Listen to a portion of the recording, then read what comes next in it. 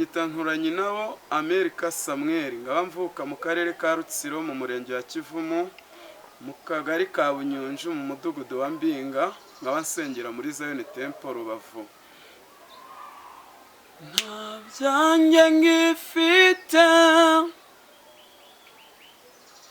kandi ndi uwawe, ndakwihaye Yesu, ndakwihaye wese. Haleluya. Ndi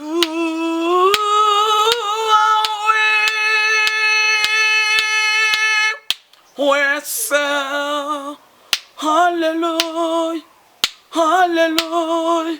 Ndi uwawe ibihe byose mwami w'abami.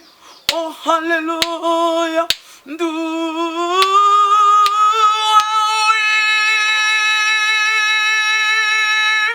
wese. Ndi uwawe, ndi uwawe.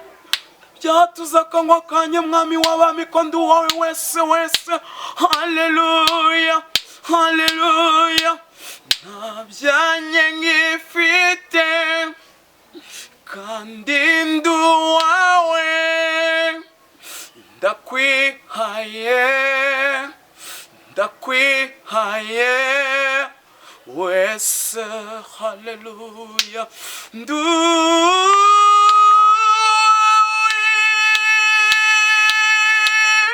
wese. Ndi uwawe